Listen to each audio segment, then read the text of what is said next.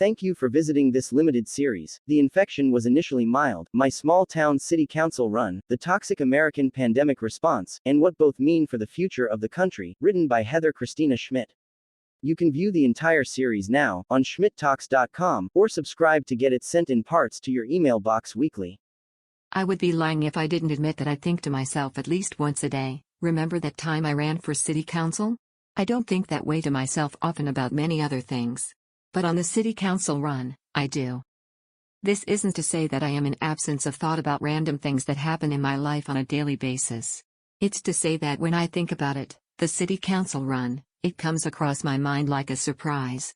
Over a year later, and I still am in shock that I did such a thing. In fact, the further time gets from the election itself, the more ephemeral it becomes. Like a passing daydream, or a nightmare that reoccurred for a period, and was traumatic enough to remember but not significant enough to keep in the forefront of my mind. I, a stay-at-home mom of 3 kids, who writes part-time, here and there, is in a graduate program in political philosophy, also part-time, and, who is generally misanthropic and a little agoraphobic, ran for city council. Put myself in front of the entire city, in actuality, only one district, and asked for people to elect me, of all people, to lead for 4 years.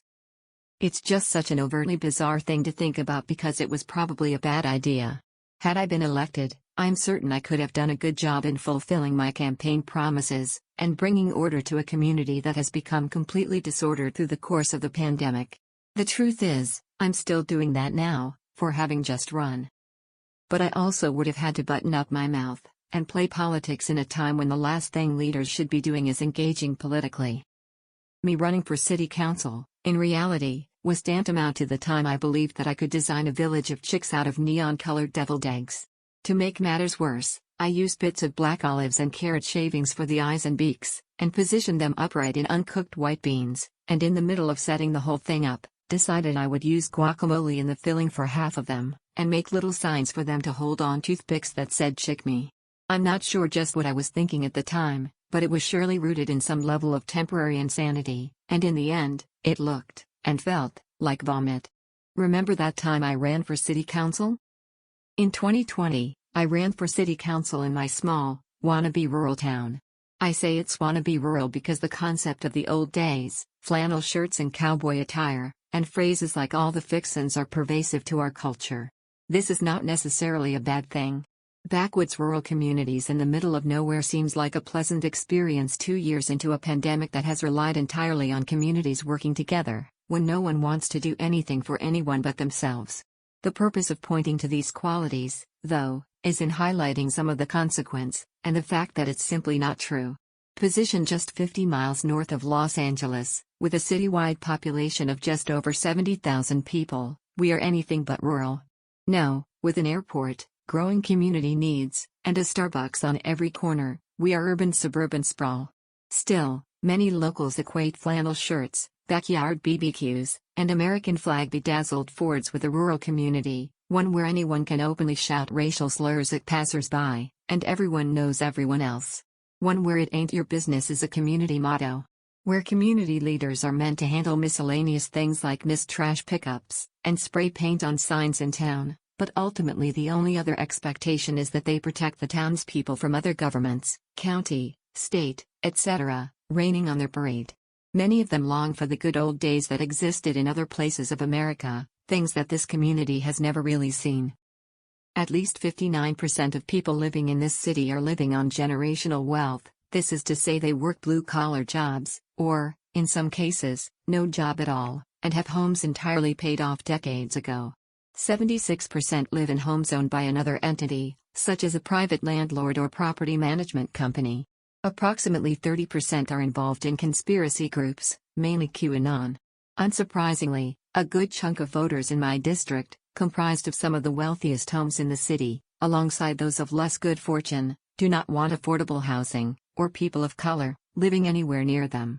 Ag and 4-H is big, nothing wrong with that, as is the county fair and country music. I suppose these both get a pass too.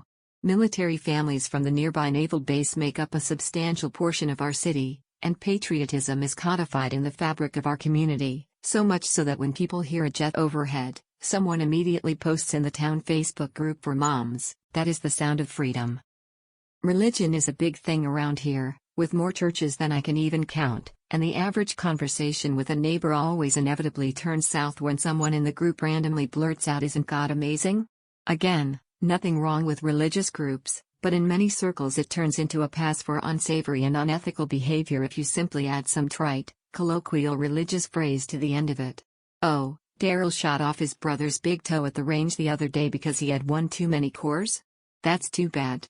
Blessing be to the Lord our God, it wasn't his whole foot."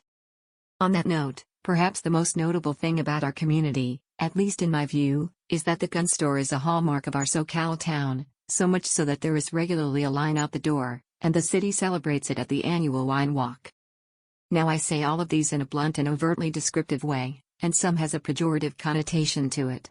This was one of my first problems. My frank way of stating realities came across as an affront to a lot of people. Perhaps that was for good reason. Politically a really stupid move, I philosophically believed we as a community should be confronting some of these things that could tease out the best parts, while leaving behind the antiquated and divisive ones, the things that actually harmed each other, to grow into a better community. This was, in the end, not exactly a winning strategy. Remember that time I ran for city council? Keep going to continue. The infection was initially mild, my small town city council run, the toxic American pandemic response, and what both mean for the future of the country, written by Heather Christina Schmidt, or come back next week for the next installation on schmidttalks.com. Thank you to our sponsors, and subscribers like you. Stay healthy, stay safe, stay aware.